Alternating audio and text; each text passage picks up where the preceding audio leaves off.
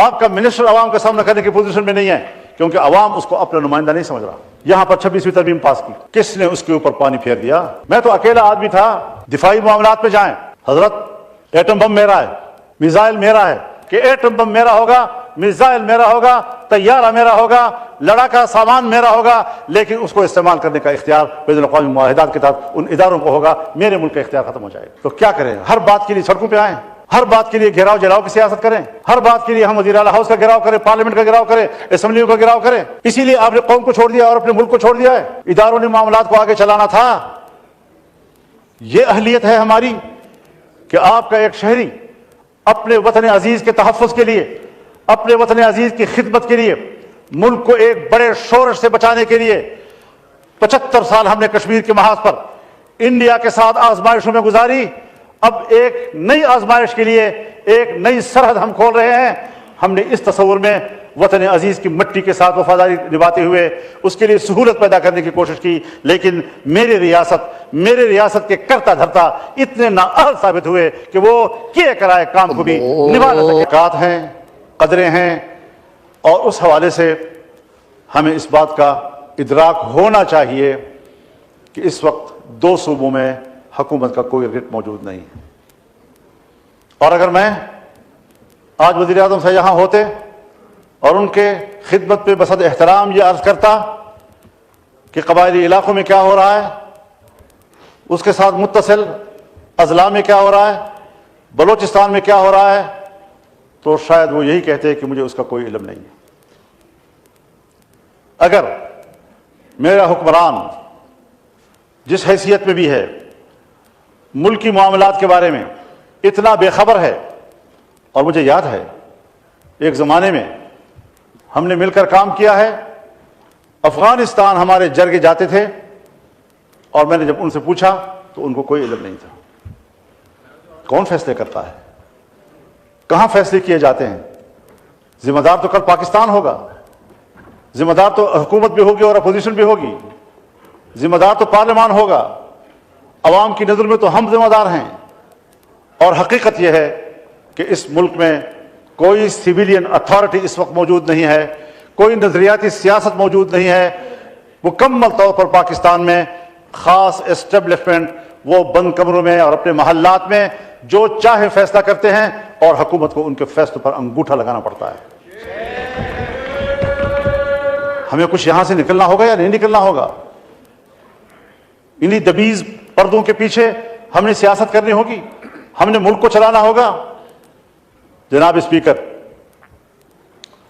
میرے علاقے میں ایسے ایریاز ہیں جس کو فوج نے بھی خالی کر دیا ہے، پولیس تو خالی کر چکی تھی۔ بتا دوں آپ کو، ایوان کو بتانا چاہتا ہوں، وہ علاقے کہ جو پولیس تو خالی کر چکی تھی لیکن فوج بھی خالی کر چکی ہے، اور جہاں پر جنگ ہو اور پولیس بھی نہ ہو اور فوج بھی نہ ہو تو وہ ایریا کس کے قبضے میں ہوگا اور وہاں کس کا ریٹ ہوگا؟ اور دل پہ ہاتھ رکھ کر مجھے کہنا پڑتا ہے، انتہائی درد دل کے ساتھ کہنا پڑتا ہے کہ اس وقت بلوچستان کے 5 سے 7 اضلاع اس پوزیشن میں ہیں کہ اگر وہ آزادی کا اعلان کر دیں تو اگلے دن اقوام متحدہ میں ان کی درخواست کو قبول کر لیا جائے گا اور پاکستان کو تقسیم تصور کیا جائے گا۔ کہاں کھڑے ہیں ہم لوگ؟ میری گفتگو کو جذباتی گفتگو نہ سمجھا جائے، میں جذباتی باتیں نہیں کیا کرتا، لیکن حقائق تک پہنچنے کے لیے پارلیمنٹ کو بھی پہنچنا ہوگا اور حکومت کو بھی پہنچنا ہوگا۔ اس وقت جب ہمارا ایوان یہاں بیٹھا ہے،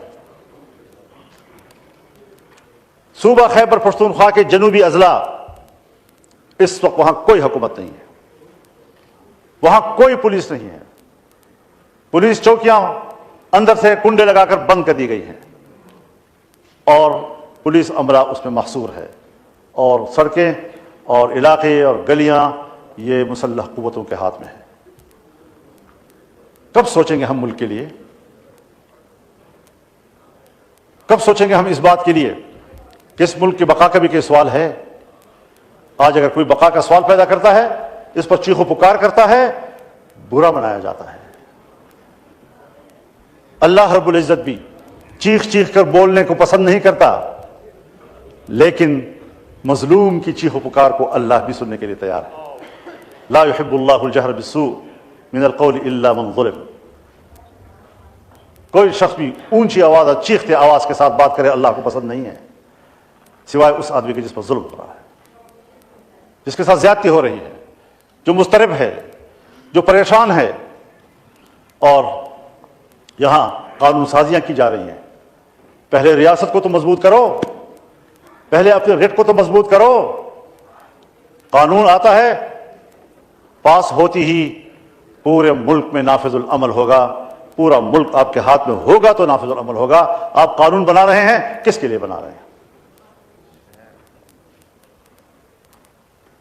صوبوں میں اسمبلیاں ہیں، لیکن صوبوں کی اسمبلیاں بھی عوام کی نمائندہ نہیں ہیں، اور جب بغاوتیں پیدا ہوتی ہیں،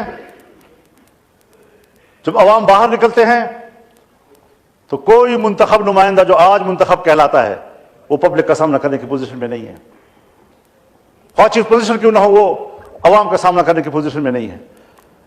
آپ کا ممبر پارلیمنٹ عوام کا سامنا کرنے کی پوزیشن میں نہیں ہے، آپ کا منسٹر عوام کا سامنا کرنے کی پوزیشن میں نہیں ہے، کیونکہ عوام اس کو اپنا نمائندہ نہیں سمجھ رہا۔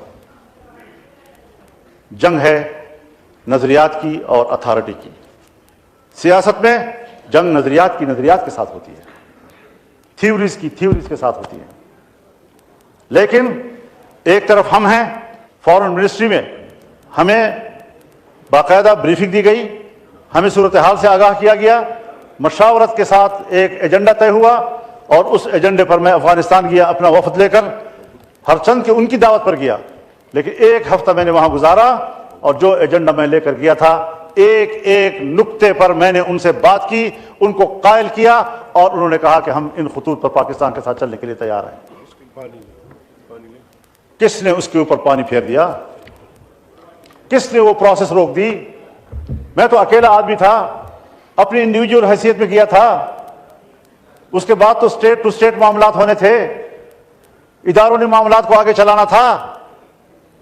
یہ اہلیت ہے ہماری کہ آپ کا ایک شہری اپنے وطن عزیز کے تحفظ کے لیے، اپنے وطن عزیز کی خدمت کے لیے، ملک کو ایک بڑے شورش سے بچانے کے لیے 75 سال ہم نے کشمیر کے محاذ پر انڈیا کے ساتھ آزمائشوں میں گزاری۔ اب ایک نئی آزمائش کے لیے ایک نئی سرحد ہم کھول رہے ہیں۔ ہم نے اس تصور میں وطن عزیز کی مٹی کے ساتھ وفاداری نبھاتے ہوئے اس کے لیے سہولت پیدا کرنے کی کوشش کی، لیکن میرے ریاست کے کرتا دھرتا اتنے نااہل ثابت ہوئے کہ وہ کیے کرائے کام کو بھی نبھا نہ سکے۔ جی مولانا صاحب کا مائک کھولا۔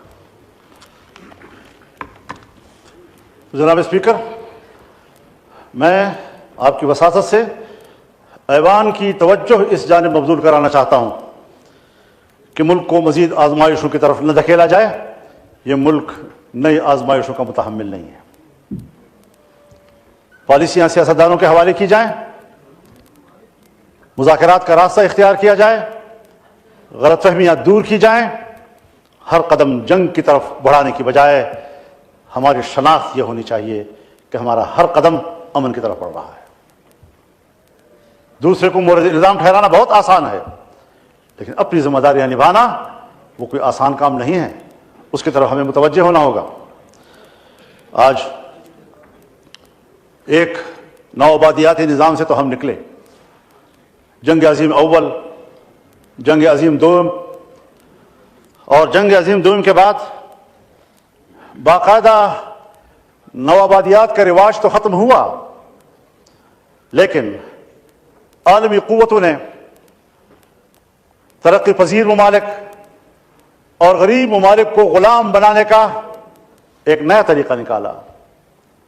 ان کو سیاسی لحاظ سے غلام بنانا، ان کو اقتصادی لحاظ سے غلام بنانا، انہیں دفاعی لحاظ سے غلام بنانا، یہ ان کا وتیرہ رہا۔ ہمارے فیصلے سلامتی کونسل میں ہوتے ہیں، بین الاقوامی انسانی حقوق کنونشن میں ہوتے ہیں، اقوام متحدہ کی انسانی حقوق کمیٹیوں میں ہوتے ہیں، اور اگر وہ ایک فیصلہ کر لیں تو پھر ان کا فیصلہ ہمارے ہاں مؤثر ہوگا، اور ہمارے اپنے ملک کا آئین اور قانون غیر مؤثر ہو جاتا ہے۔ کیا یہ حقائق نہیں ہے؟ ہماری معیشت बैनुल-अक़वामी इदारों के हवाले कर दी गई है।